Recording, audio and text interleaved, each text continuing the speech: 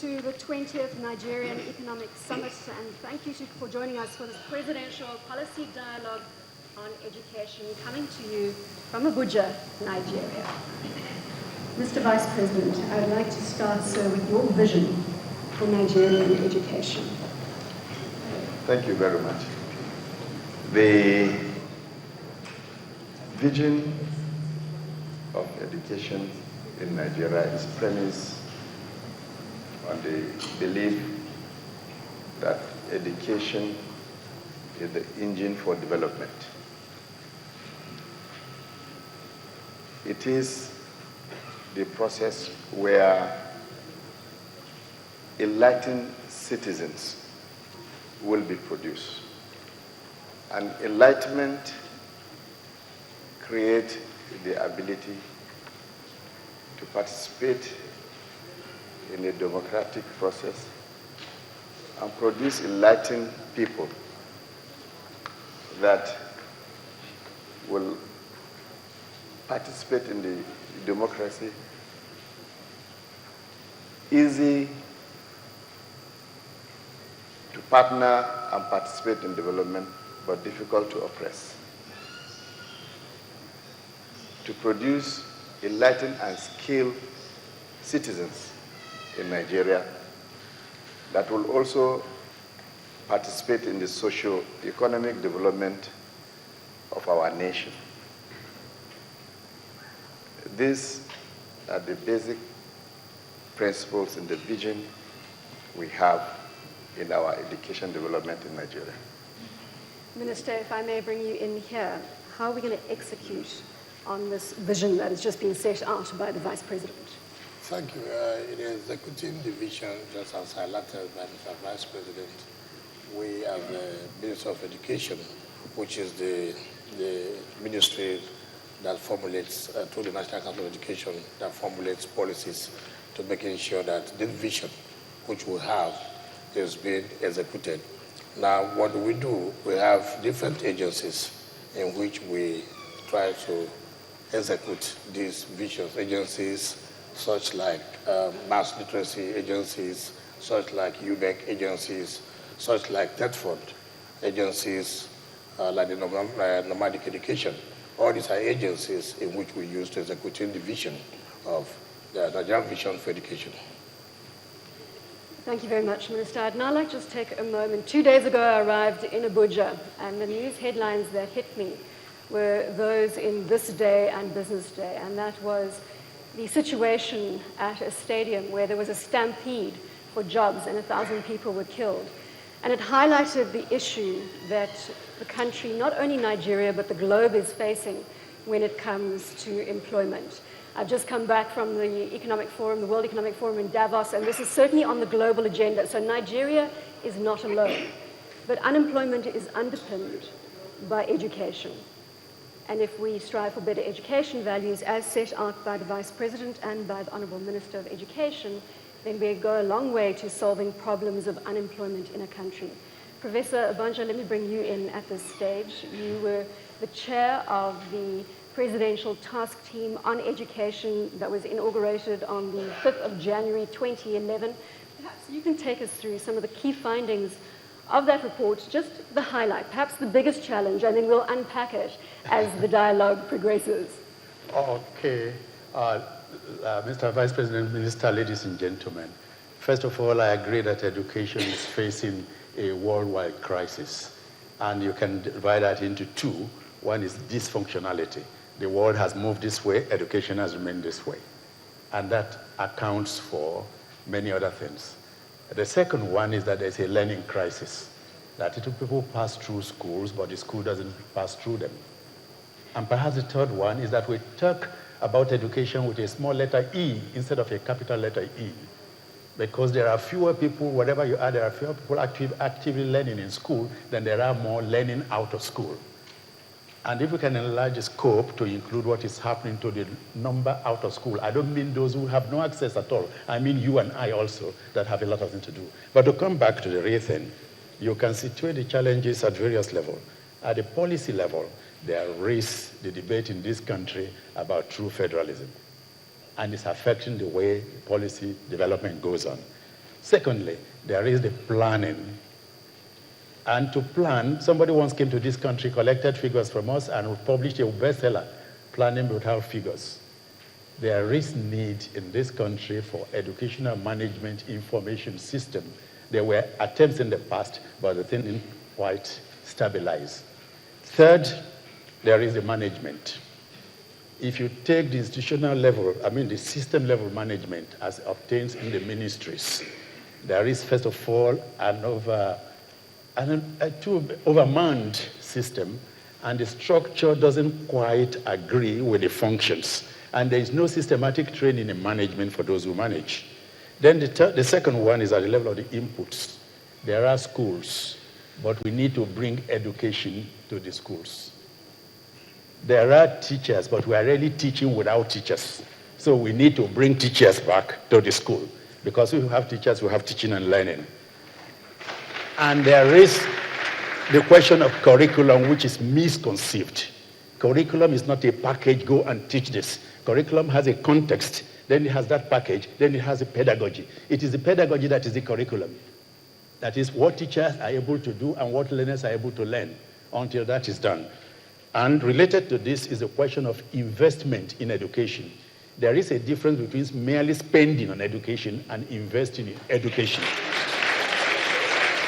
So if you target those things that are likely to have positive multiplier effects, the teachers, the materials, the environment where people learn, you are likely to impact on the system. But if you have 3 ministers of education and 3 assistants, and each director has a deputy and deputy assistant, you are merely spending on education. Professor, I'm going to have to pull it back there. I know you're very passionate. The passion is tangible, sir, and we've got a lot to unpack in this debate. So I'm going to hand it now to the ambassador and start with the first issue that Professor Banja highlighted, that of policy. And perhaps here we draw on the example of the National Teacher Education Policy, which was first tabled in 2008. It has been developed, according to a discussion earlier with Professor Banja, but it has not been implemented. Ambassador, do we have bureaucracy strangling the education system in Nigeria right now? I wouldn't so much say bureaucracy strangling, but capacity building within the various components that are meant to deliver on education. For instance, looking at the presentation of the Honorable Minister, one wonders why so much money is left sitting in the banks, that the various states or the institutions, whether universities and so on, are unable to write the adequate project proposals or make the necessary retirements. So there's a big capacity deficit in a lot of the institutions. But to my mind, focusing on education, I would first of all look at institutions that are responsible for planning and data. For instance, within the ministry, the section responsible for data collection has to be strengthened, because the data we're getting globally on Nigeria now, it's data that's based on estimation. That's from the Global Monitoring Report. We see that we're at 61% literacy. We cannot achieve this, we cannot achieve that. But they're all estimation if you go and check the document. Now, why are they estimation? Because the particular entities have not been strengthened to deliver correct and timely data. So you need to strengthen that. You need to strengthen entities that respond to emerging issues in education. Education sector analysis. You think of the NAEPA in Ondo that's supposed to be responsible for teacher training or capacity building. You also think outside the education sector, I always think of NISA, the Nigerian Institute for Social and Economic Research. It's supposed to be producing research that should inform policy globally. So not really bureaucracies, but capacity building. We have to focus on capacity building. Thank you. Thank you very much, Ambassador. And I need to correct my earlier statement. I didn't mean to sensationalize the situation, but I got my number absolutely wrong. It was not 1,000 people that were killed at the stadium. It was 18. But of course, it doesn't take away from the severity of the situation, but my apologies. Again, sensationalists from the media. Mr. Alex Wuti, let me bring you in, so here, as a representative from the banks, the ambassador referred to the money sitting in the banks. Can we unlock that potential for education? Thank you very much. Just go on. Yeah. Okay. Thank you very much. I think the correction you made is apt. But even if it is one person that died, it is bad enough. And I think it has a whole lot to do with the level of unemployment in the country and the quality of people who are producing. So the first question to ask, and I'm going to come back to the issue of money in the banks, but the first question to ask will be, who are our teachers and what are they teaching? Because it's trite knowledge that you can't give what you don't have. We witnessed towards the end of last year where a state governor had engaged some of the teachers in some schools, and those teachers couldn't read. So when you have a teacher that can't read, what will he teach? And it goes back to the issue of functionality. We have a dysfunctional system. And because we haven't sat back to ask ourselves what exactly we want. So anything goes. So we need to go back and ask ourselves the kind of education that we want.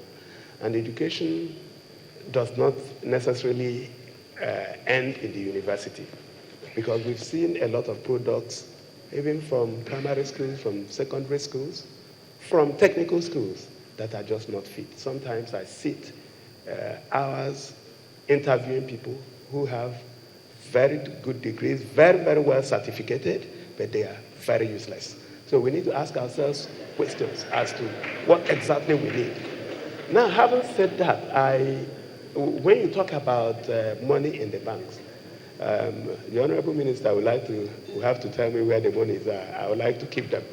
Some of us have actually invested, even in setting up schools, assisting through CSR, and also through business. And you find that some of the monies that are spent, like the professor said, just disappear. And so you ask yourself, you need to still go back to that drawing board. You say, what kind of education do we? I do think that money is not necessarily the problem. Money is important, but it's not necessarily the problem. For us at Bankers Committee of the Central Bank, governors, deputy governors, and all the CEOs of banks, today we are spending time going to secondary schools, primary schools, trying to teach people about financial literacy. Because sometimes you will find that no matter how much education you have, if you are not financially literate, you really cannot make a headway. You set up a business, you don't know the difference between the money of the business and your own money. You don't pay yourself salary, you draw money from the business and all that. And that's the beginning of the end of that business.